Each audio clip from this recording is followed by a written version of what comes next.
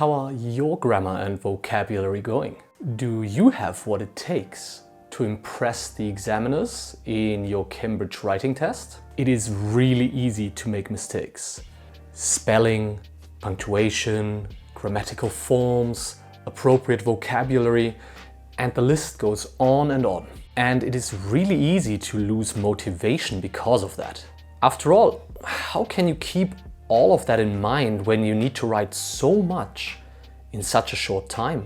This is also my own experience with my students. And that's why I created this video series on how to assess your own writing. I've already made 3 other videos where you can check out the other marking criteria: content, communicative achievement, and organization. Of course, you can check those videos out on my channel, but in this video, we are going to focus on the 4th marking criterion: language. You are going to learn about all the different things examiners look for in your Cambridge test, so you can improve immediately and get the score that you want.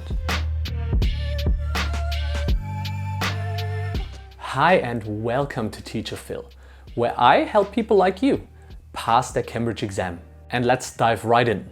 First of all, let's go over vocabulary. Here, examiners look for 2 things: appropriate vocabulary and range of vocabulary. Appropriate vocabulary means that you use the right word in the right context. For example, in the sentence, "After the big rain, all the roads were flooded," big rain is inappropriate because we typically say heavy rain.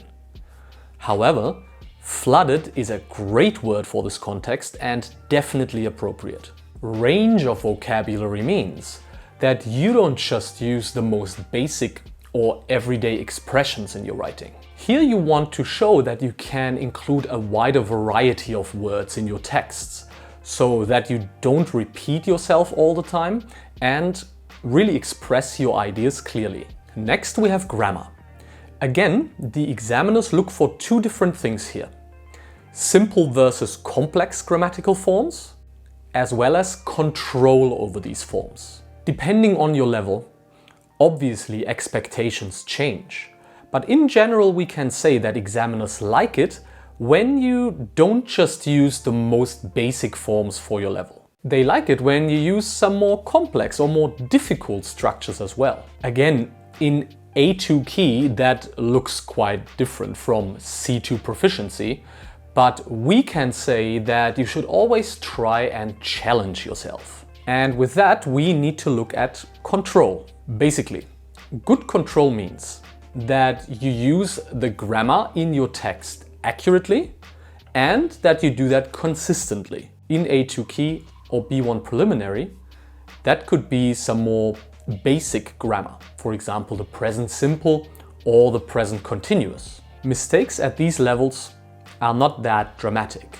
Whereas at the higher levels, C1 or C2, there are of course much higher expectations when it comes to the complexity of your grammatical structures, as well as how accurately you can use them. The basic idea, however, is always the same. Challenge yourself and don't be afraid. Examiners really like that, and they want to see that you're trying. Talking about control, let's have a look at the 3rd and last point of the language marking criterion: mistakes. We've already touched on the topic in the previous point, but again, there are 2 basic things that examiners look at: errors versus slips, as well as impediment of communication. There's a difference between a mistake that you only make once in your writing, which is called a slip, and a mistake that you constantly repeat in your text. That is called an error. Slips are not a big deal because, after all, everybody occasionally makes a mistake, including myself. What examiners don't like to see, though, is when you make the same mistake again and again. For example, you might misspell a word once, and that is not a problem at all. Or you might show consistent problems with, let's say, the past simple when writing a story. That would be a problem.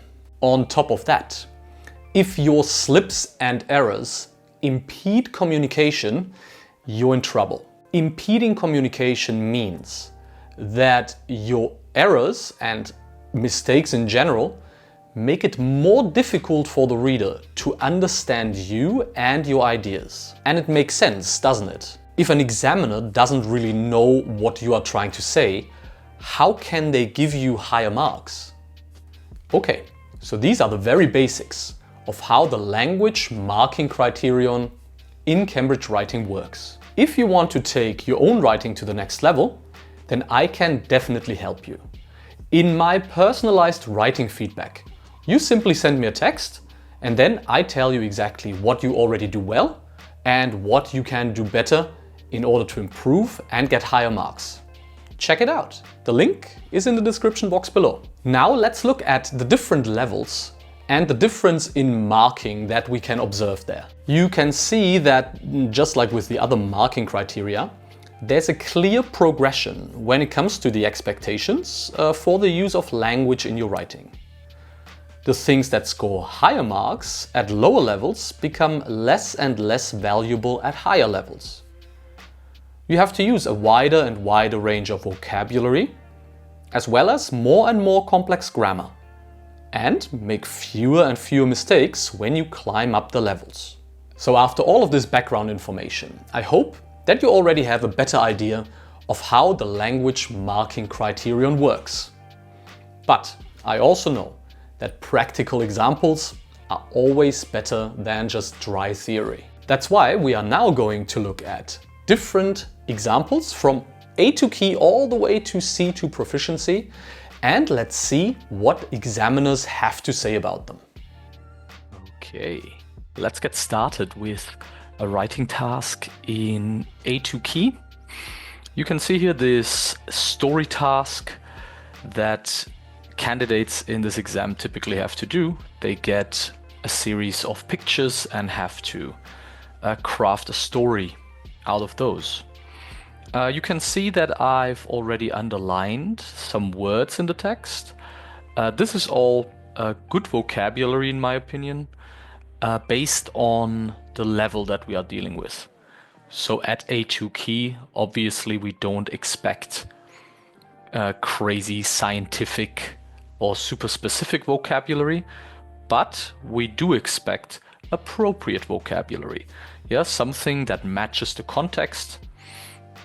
And here in this example, we can see that there's quite a lot of it. Yeah, so we have 2, 4, 6, 8, 9 words that I've underlined that all make perfect sense for the story. So that is a really good thing. Then, as you can see here, there are also a lot of good irregular and regular past simple verb forms, which is also something that at this level is expected, but not always seen with such good control. Yeah, the student or the candidate here basically makes no mistakes with those verb forms, and that is also something very, very positive, I have to say.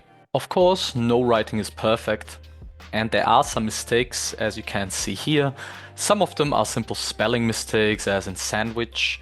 In other cases, we should use a different word. For example, we wouldn't say camping, but campsite or campground, perhaps. And there are also a couple of grammatical errors. Yeah, we wouldn't say I went to a picnic. Maybe we would say I went for a picnic. Fruit is uncountable, so we never use the plural form. And we would probably say Michelle and I saw them, yeah, because it's the subject of the sentence. But these mistakes, they don't make it really difficult for the reader to understand. So we can still determine the meaning of what the candidate wants to say. So overall, I think this is a very, very good try in terms of language for an A2 key text. And here the examiners or the examiner gave the candidate 5 out of 5 marks. Then we have an example of a B1 preliminary email. You can see at the top there is the task. So if you want, you can pause the video for a moment and read through the task. At the bottom we have the example email. by a candidate called Clara. And of course, I don't just want to show you the best examples possible. And so here in this email, we do find quite a lot of problems with language, but I want to start with the positives. Yeah, so there are, as I've underlined here, at least a couple of nice words and expressions that we would expect in a context like this. Yeah, when it comes to this task, it's about organizing an after-school film club. So Clara, she includes a few expressions that we would expect in a context like that. But I guess in general there could be a little bit more of that. Then we also have some grammatical forms that the candidate uses with a decent level of control, even though, as you can see, it is only at the beginning of the email, while towards the end of the email, the language and the control of grammatical forms really becomes worse and worse. And the examples that I've underlined are really examples of basic grammatical structures. At B1 level, of course, we would already expect a little bit more than we do at A2, for example. So again, even though there are some examples of good control of basic forms, it is too basic for this level in general. Unfortunately, there are also quite a lot of mistakes with grammar and with vocabulary that make it quite difficult at times for the reader to understand what the candidate really wants to express in this email. You can see the things that I've underlined. It almost feels like a little bit of rambling. Yeah, so there are certain words connected to each other without having a clear connection in terms of their meaning. For example, when the candidate says here, and in the film club was another, and you like, we can see, I don't have any problem to the film. I'm not quite sure if the candidate wants to say that there's a film that their friend liked, or that they don't mind what genre of film they are going to watch. It is not entirely clear. Yeah, also at the end, when I say here, or and sweets, I don't know where you buy in. Maybe you want to say where you buy them. Again, it is not 100% clear. And here, for this level, in terms of language, this is quite a poor attempt at the task. And in this example, the examiner decided to give only 1 out of 5 marks in the language marking criterion. Now let's have a look at another story, this time in B2 first. Again, at the top you can see the task, and once again you can pause the video for a moment to have a look at it, and then below you have the story. Here we return to a pretty good attempt at story writing. The examiner was very happy with this in general, but especially in the language marking criterion, there are a lot of good things for us to discuss. First of all, you can see that I've underlined quite a few beautiful expressions and words that are appropriate to the context of this restaurant experience or hotel experience that the candidate had. And as you can see, that these are not just everyday expressions, but quite a few of them are less common, like a proper meal, or shooting a series, or in the last expression, regretted every bite. So I think there are some really, really nice attempts at using some less common vocabulary, and I think here the candidate does a really good job. Then let's also have a look at the grammatical forms. And again, you can see that I've underlined quite a few things. Yeah, a few examples of some simple but also some complex grammatical forms that the candidate really uses with a good level of control, but also a certain level of flexibility that we wouldn't necessarily expect at this level. Yeah, so the candidate already shows the ability to use more advanced structures in their writing. For example, of course, an expression like "they had no idea" might not be the most complex form, but it's still a form that some candidates might have problems with. But we also see this kind of rhetorical question at the end of the first paragraph. Why would any photographer or journalist be interested in this place? So I really like that expression. Here in the middle of the text, we have this great relative clause structure that is also not that easy to construct at that level. And also we can see here the correct use of the past perfect continuous. Yeah, he had been shooting his series here. So you can see there, again, the candidate does a really good job, not only with vocabulary, but also with grammar. And then finally, there are also not a lot of mistakes. There are some tiny ones. You can see the candidate actually self-corrected a few times. There are some words crossed out.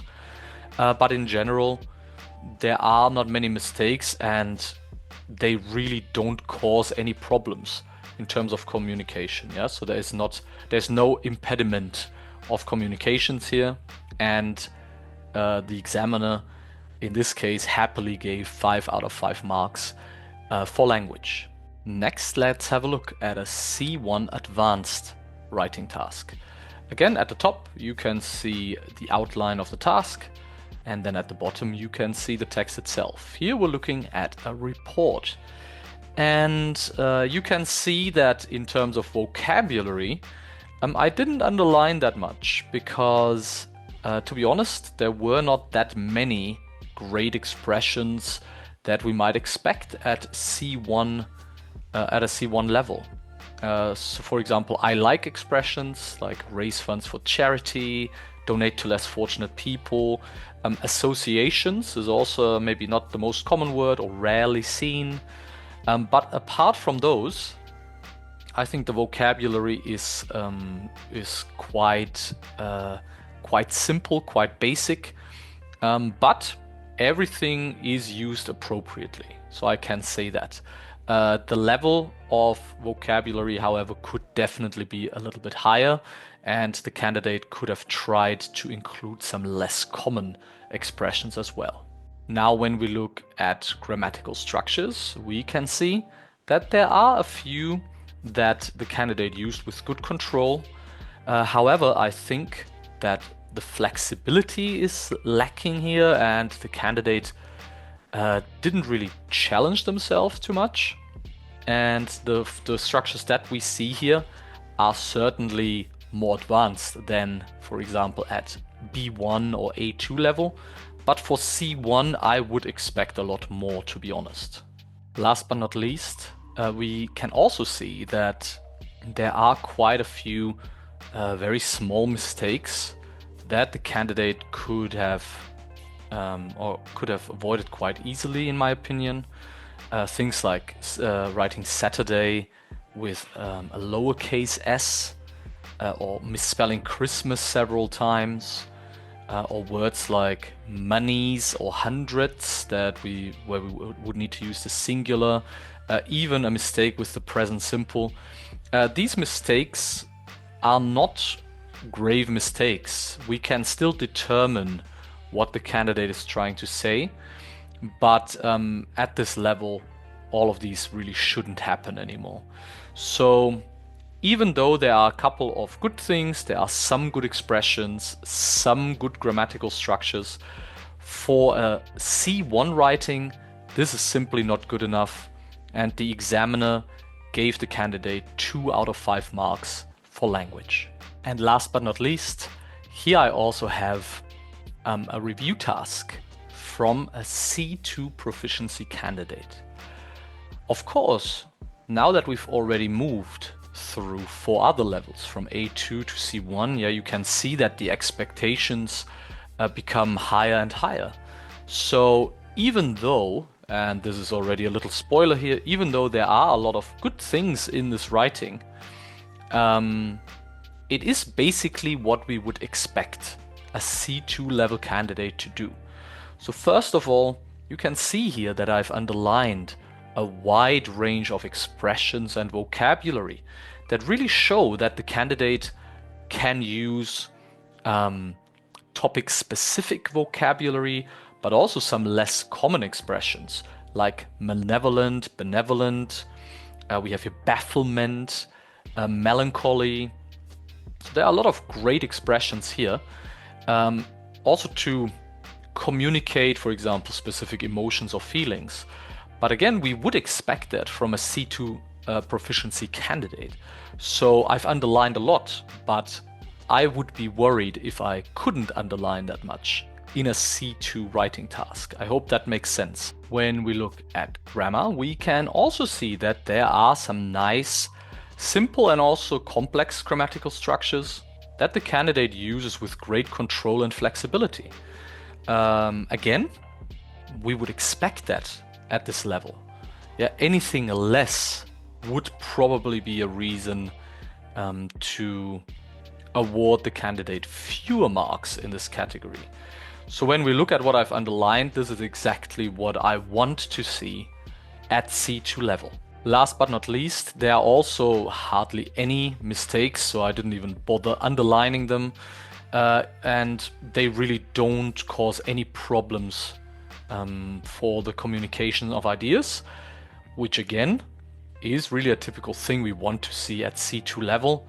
We want to see that a candidate can write a text without making mistakes, and if there are any, that they are just slips that happen just once. So this here overall, even though if it is clearly the highest level writing that we've seen in all the examples, it is a solid try for C2, and the examiner gave the candidate 3 out of 5 marks. So I hope that with these 5 different examples from 5 different levels, you have a better idea of how the language marking criterion works. Okay, with the language marking criterion in the back, you might want to find out about the 3 other criteria as well. Why don't you start with this video here, and I'll see you there in a moment.